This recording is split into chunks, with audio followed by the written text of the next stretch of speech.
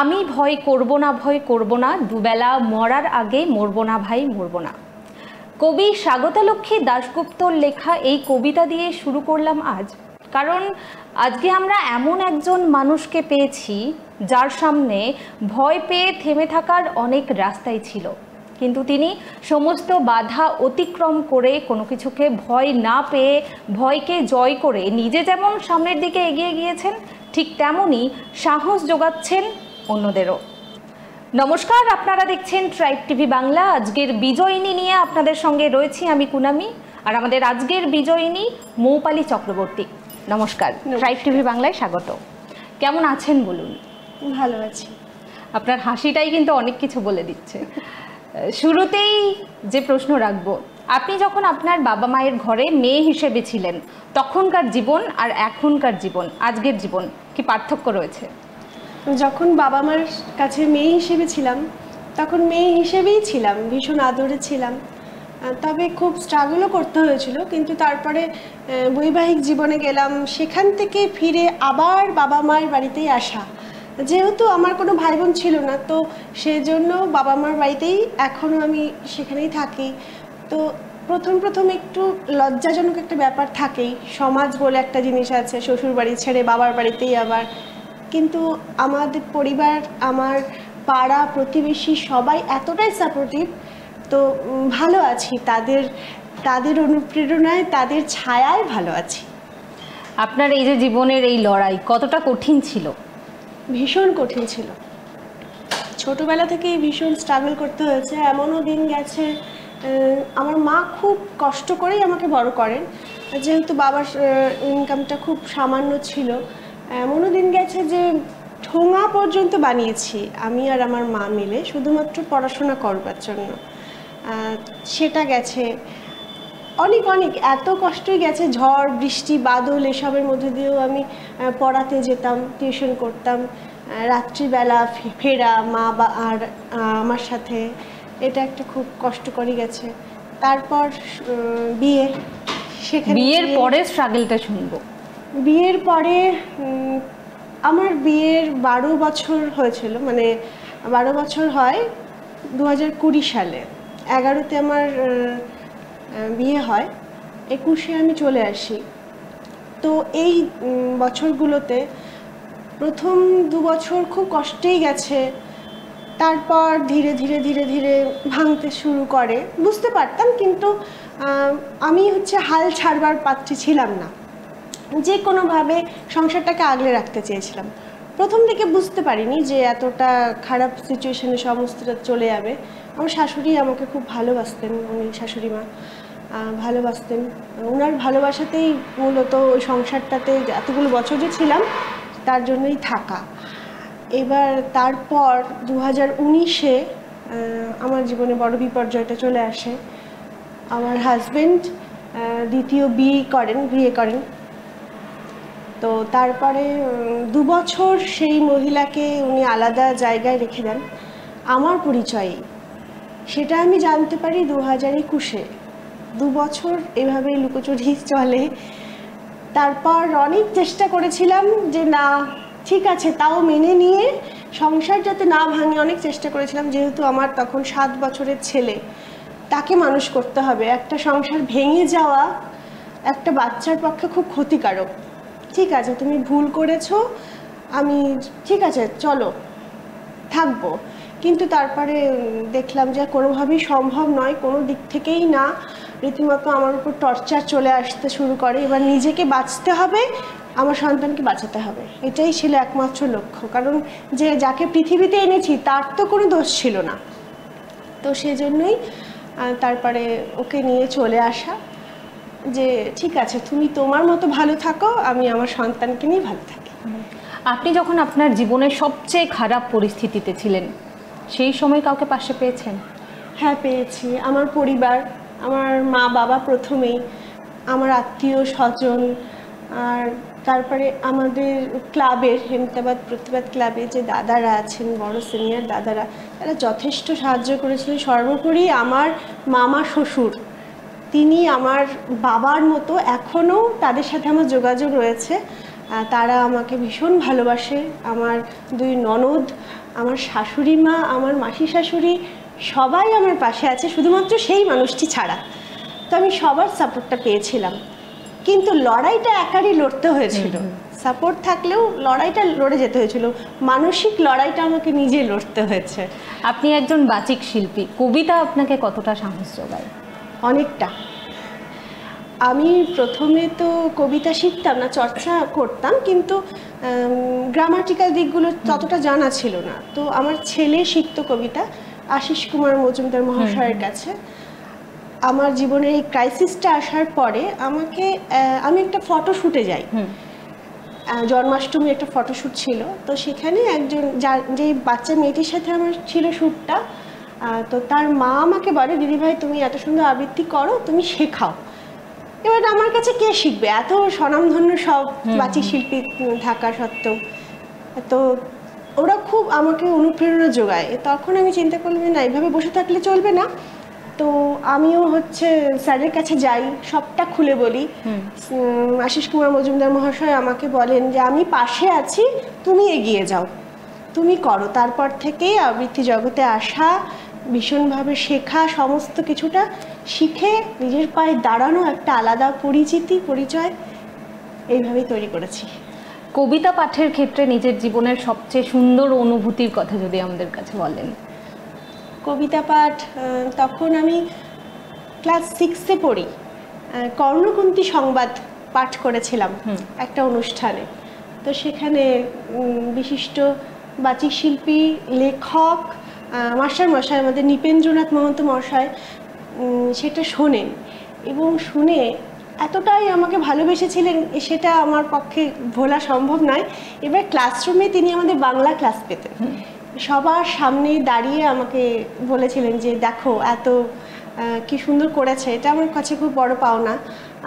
অন্যদিকে আমি জেলায় প্রথম হয়ে ছাত্র যুব উৎসবে প্রথম হয়ে আমি কলকাতাতে যাই, সেখানে গিয়ে পাঠ করি, কবিতা আবৃত্তি করি, খুব সুন্দর মুহূর্ত। তার মানে এই কবিতার প্রতি যে ভালো লাগে, এটা একদম স্কুল জীবন থেকে, একদম ছোট স্কুল জীবনে যেসব প্রোগ্রাম হয় স্কুলে সবকিছুতে আপনি সবকিছুতে পার্টিসিপেট করতেন। হ্যাঁ, আর প্রত্যেকটাতে প্রাইজ নিয়ে আসতাম। এতটাই তখন তো এরকম শিখতাম না, আমার মা আমাকে শেখাতো। কিভাবে শেখাতো, তখন তো রেডিও ছিল, রেডিও শুনে শুনে মা এগুলো শুনতো, রেডিওতে শুনে আমাকে মা শেখাতো যে এইভাবে এটা করতে হবে, এভাবে তুমি করো, সমস্তটা কিছু জুড়েই আমার মা। তার মানে বলা যেতে পারে আপনি আপনার প্যাশনকে পেশা হিসেবে নিয়েছেন। হ্যাঁ, কিছুটা এখন তো নিতেই হবে, তাছাড়া তো উপায় নেই। আমি একটা ছোট্ট জব করি, ICDS ওয়ার্কার আমি একজন। তো তার খুব স্বল্প তার বেতন। এবার একটা বাচ্চাকে আজকালকার দিনে মানুষ করতে গেলে প্রচুর পরিশ্রম করতে হয়, আর সৎভাবে কিছু উপার্জন করতে গেলে ভীষণ স্ট্রাগল করতে হয় একদম। তো সেখানটাতে দাঁড়িয়ে এটা যেমন আমার একটা প্যাশন, তেমন পেশাও এখন হয়ে গেছে। এই যে এখনকার দিনে প্যাশন আর পেশা একসঙ্গে যদি কেউ নিয়ে যেতে চায়, যেমন একজন জবও করছে, তার কিছু ভালো লাগার জিনিস আছে, ছবি আঁকা বা নাচ, কিভাবে একসঙ্গে দুটোকে নিয়ে চলবে? দুটোকে নিয়ে চলতে গেলে প্রথমে একটা রুটিন করে নিতে হবে, ডেইলি রুটিন একটা করতে হবে। আমি সকালে ঘুম থেকে উঠে কী করব, আমি চাইলেই আমি সবটা পারি, আমি যদি না চাই তাহলে আমি কিছুই পারবো না। তো এই একটা রুটিনটা নিয়ে এগিয়ে চলে পরে আমার মনে হয় কিছুটা সময় বের করে করাই যায়, কোনো অসুবিধা নেই তাতে। ভালো লাগার জিনিস তো ভালো লাগার জিনিস তো করাই যায়। একদম। এই যে সিঙ্গেল মাদার আপনি, এখন এই ডিসিশনটা কতটা কঠিন ছিল, এখন কি মনে হয়? ভীষণ কঠিন, ইনফ্যাক্ট এখনো কঠিন। সব থেকে কি আমাদের মতো মেয়েদেরকে একটু আর চোখেই দেখা হয়। যেমন কি হঠাৎ করে কারোর সাথে কোনো বন্ধুর সাথে দেখা হয়ে গেল, কেউ জুড়ে দিল যে আমার তার সাথে সম্পর্ক, এই একটা দিক। কারো বাইকে করে যাচ্ছি, কোনো বিপদে পড়েছি, তো জুড়ে দিল তার সাথে তোমার সম্পর্ক। আবার অন্য দিক থেকে এই আবার সম্বন্ধ আসা, নতুন একটা জীবনে চলো, তুমি কিভাবে ছেলেকে মানুষ করবে, একা জীবন তোমার। তো এইগুলো এখনো আসতে থাকে, এখনো আসতে আছে, কিন্তু এটাকে আমি গুরুত্ব দিই না, কারণ একজন সন্তানকে মানুষ করার জন্য বাবা নেই তো কি হয়েছে, মাই যথেষ্ট, কেন পারবো না? তাহলে তো আমার মনে হয় যে বিধবা বিবাহটা ঘরে ঘরেই থাকতো, বিধবা বলে আর কেউ থাকতো না।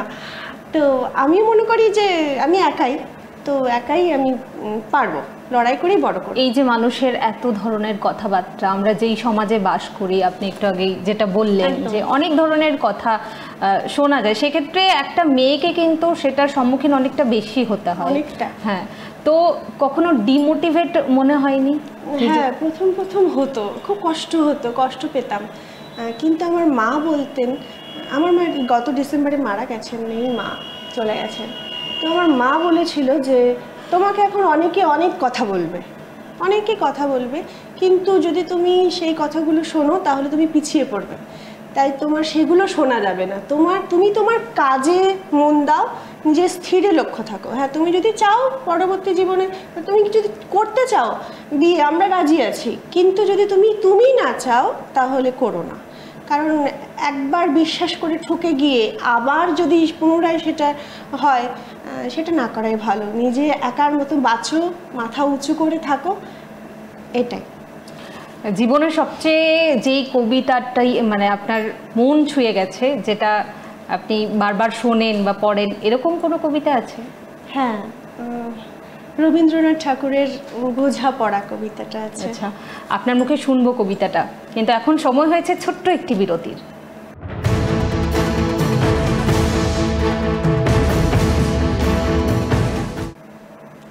ফিরে এলাম বিরতির পর। আমরা যে কবিতা শোনার কথা বলছিলাম এক্ষুনি আপনার মুখে, আপনার প্রিয় কবিতা। হ্যাঁ, রবীন্দ্রনাথ ঠাকুরের বোঝাপড়া কবিতাটি আমি পাঠ করছি।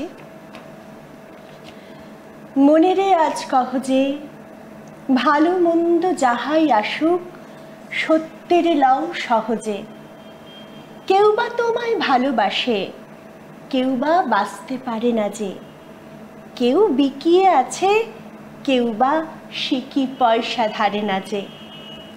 কতকটা যে স্বভাব তাদের, কতকটা বা তোমারও ভাই। কতকটাই ভবের গতিক, সবার তরে নহে সবাই। তোমায় কতক ফাঁকি দেবে, তুমিও কতক দেবে ফাঁকি। তোমার ভোগে কতক পড়বে, পরের ভোগে থাকবে বাকি। মান্ধাতারি আমল থেকে চলে আসছে এমনই রকম। তোমারই কি এমন ভাগ্য, বাঁচিয়ে যাবে সকল জখম। মনেরে আজ কহ যে ভালো মন্দ যাহাই আসুক, সত্যের লও সহজে। অনেক ঝঞ্ঝা কাটিয়ে বুঝি এলে সুখের বন্দরেতে। জলের তলে পাহাড় ছিল, লাগলো বুকের অন্দরেতে। মুহূর্তেকে পাঁজরগুলো উঠল কেঁপে আত্মরবে। তাই নিয়ে কি সবার সঙ্গে ঝগড়া করে মরতে হবে? ভেসে থাকতে পারো যদি, সেইটে সবার চেয়ে শ্রেয়। না পারো তো বিনা বাক্যে টুপ করিয়া ডুবে যেও। এটা কিছু অপূর্ব নয়, ঘটনা সামান্য খুবই। শঙ্কা যেথায় করে না কেউ, সেইখানে হয় জাহাজ ডুবি। মনেরে তাই কহ যে ভালো মন্দ যাহাই আসুক, সত্যের লও সহজে। তোমার মাপে হয়নি সবাই, তুমিও হওনি সবার মাপে। তুমি মরো কারো ঠেলায়, কেউ বা মরে তোমার চাপে। তবু ভেবে দেখতে গেলে কিসের এত টানাটানি? তেমন করে হাত বাড়ালে সুখ পাওয়া যায় অনেকখানি। আকাশ তবু সুনীল থাকে, মধুর থেকে ভোরের আলো। মরণ এলে হঠাৎ দেখি, মরার চেয়ে বাঁচাই ভালো। যাহার লাগি চক্ষু বুজে বহিয়ে দিলাম অশ্রু সাগর, তাহারে বাদ দিয়েও দেখি বিশ্বভুবন মস্ত ডাগর। মনেরে তাই কহ যে ভালো মন্দ যাহাই আসুক, সত্যের লও সহজে। নিজের ছায়া মস্ত করে অস্তাচলে বসে বসে আধার করে তোলো যদি জীবনখানা নিজের দোষে, বিধির সঙ্গে বিবাদ করে নিজের পাই কুড়ুল মারো, দুহাই তবে এ কার্যটা যত শীঘ্র পারো সারো। খুব খানিকটা কেঁদে কেটে অশ্রু ঢেলে ঘরা ঘরা, মনের সঙ্গে এক রকমে করে নে ভাই বোঝাপড়া। তাহার পরে আধার ঘরে প্রদীপখানি জ্বালিয়ে তোলো, ভুলে যা ভাই কাহার সঙ্গে কতটুকুন তফাৎ হলো। মনিরে তাই কহ যে ভালো মন্দ যাহাই আসুক, সত্যের এলাও সহজে। অসাধারণ, একেবারে বাকরুদ্ধ হয়ে গেলাম, অসাধারণ ছিল। প্রিয় লেখক কে কবিতার ক্ষেত্রে? রবীন্দ্রনাথ ঠাকুর। রবীন্দ্রনাথ। গান শোনা হয় অবসর সময়ে? হ্যাঁ, আমি গান গাইতেও ভালোবাসি, আমি গান শেখাইও। আচ্ছা, কবিতার সঙ্গে সঙ্গে গানও। একদম। এই যে কবিতার প্রতি ভালো লাগা কি থেকে মানে মনে হলো যে কবিতাকে নিয়েই আপনার এগোনো উচিত? যখন স্টেজে সবাইকে বড় বড় শিল্পীদের কবিতা করতে দেখতাম, তখন থেকেই একটা ভালো লাগা। কিভাবে যে হয়ে গেল। অনুপ্রেরণা কে ছিল? মা। আমার সবকিছুতেই মাই অনুপ্রেরণা। মাকে দেখেই কি এই যে কবিতার প্রতি ভালো লাগা? একদম একদম ছোট্ট থেকেই তাহলে কবিতা পাঠ করা হয়? একদম ছোট্ট থেকে। ছেলেকে কি আদর্শে বড় করছেন এই যে সিঙ্গেল মাদার, এক্ষেত্রে? হ্যাঁ, ছেলেকে কতটা অসুবিধার সম্মুখীন হতে হয়? খুব অসুবিধার সম্মুখীন, কিন্তু আমার ছেলেও খুব সাপোর্টিভ, মানে ও খুব বোঝে ব্যাপারগুলো, ছোট থেকেই বোঝে ও মাকে।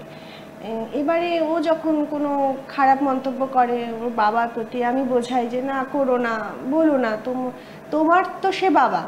এবার ও বলে যে না, আমি তোমার মতো হতে চাই, মানে আমি তোমার আদর্শেই বড় হতে চাই। তো এটা একটা ভালো লাগা।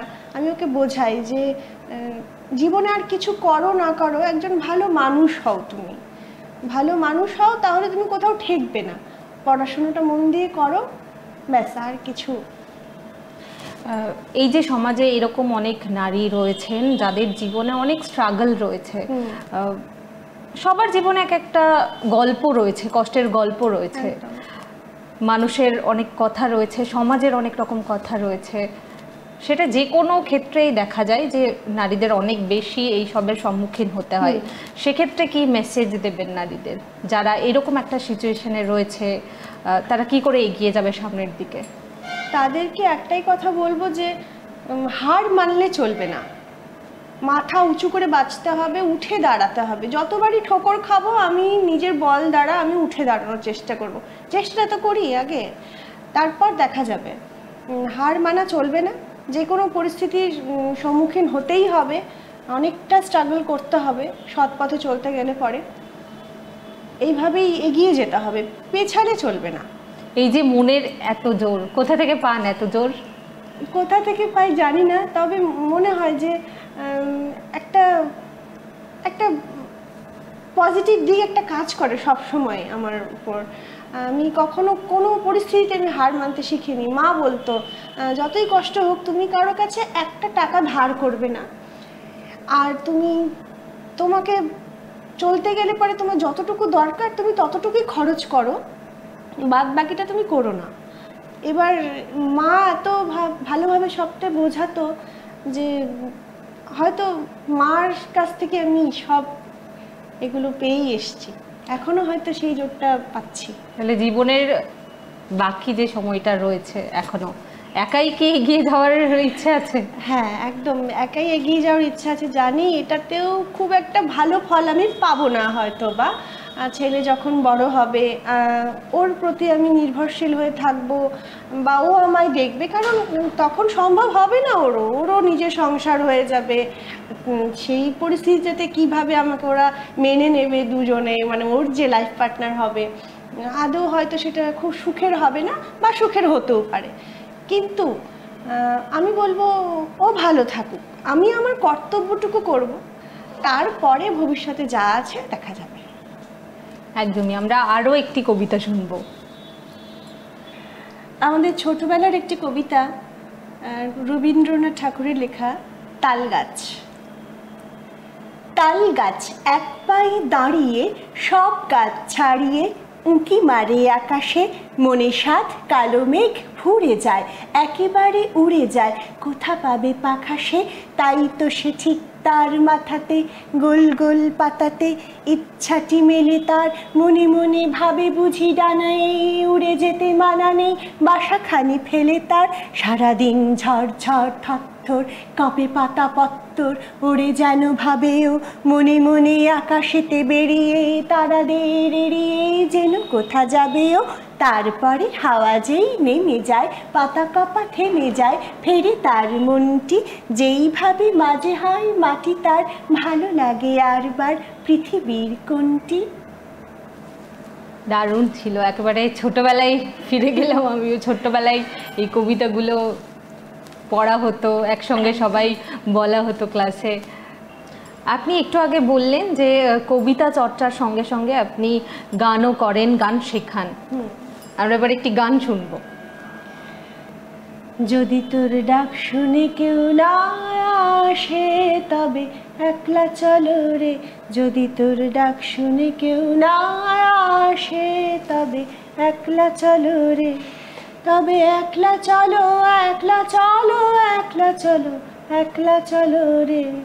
তবে একলা চলো, একলা চলো, একলা চলো, একলা চলো রে। যদি তোর ডাক শুনে কেউ না আসে, তবে একলা চলো রে। যদি কেউ কথা না কয়, ওরে ওরে ও ভাগা, কেউ কথা না কয়। যদি সবাই থাকে মুখ ফিরায়, সবাই করে ভয়। যদি সবাই থাকে মুখ ফিরায়, সবাই করে ভয়। তবে পরাণ খুলে ও তুই মুখ ফুটে তোর মনের কথা একলা বলো রে। যদি তোর ডাক শুনে কেউ না আসে, তবে একলা চলো রে। যদি তোর ডাক শুনে কেউ না আসে, তবে একলা চলো রে। অসাধারণ। যদি তোর ডাক শুনে কেউ না আসে, একেবারেই একলা চলো রে। জীবনে চলার পথে অনেক বাধা আসে, অনেক ভয় আসে, কিন্তু তবুও এসব বাধাকে অতিক্রম করে সামনে এগিয়ে চলার নামই কিন্তু জীবন। আমাদের আজকের অনুষ্ঠান বিজয়িনী একেবারে শেষ পর্যায়ে চলে এসেছে। আমাদের আজকের বাচিক শিল্পী মৌপালি চক্রবর্তী তার জীবনের কথা তিনি তুলে ধরলেন, কিভাবে তিনি সমস্ত বাধা অতিক্রম করে একা এগিয়ে গিয়েছেন। অনেক অনেক ধন্যবাদ আপনাকে ট্রাইব টিভি বাংলাকে এত সময় দেওয়ার জন্য। আপনাদেরও অনেক ধন্যবাদ। ট্রাইব টিভি বাংলা আমাকে এত সুন্দর একটা অনুষ্ঠানে আমন্ত্রণ জানিয়েছেন। আজকে নিজের কথাগুলো বলতে পেরে, সবাইকে সাহস জোগাতে পেরে আমি ভীষণ খুশি। ভালো থাকবেন সকলে আপনারা। আপনিও খুব ভালো থাকবেন। বাচিক শিল্পী মৌপালি চক্রবর্তী আমরা কথা বললাম। তার জীবনের এই গল্প, তার এই যে সমস্ত বাধা অতিক্রম করে কোনো কিছুকে ভয় না পেয়ে এগিয়ে যাওয়ার যে গল্প, সেই গল্প যদি আমাদের দর্শকদের একজনেরও জীবনে অনুপ্রেরণা যোগায় বা সামনে এগিয়ে চলার সাহস যোগায়, তাহলে আমাদের এই যে অনুষ্ঠান বিজয়িনী, এই বিজয়িনী কিন্তু সার্থক হবে। ট্রাইব টিভি বাংলার বিজয়িনী এখানেই শেষ করছি। আপনারা দেখতে থাকুন ট্রাইব টিভি বাংলা। নমস্কার।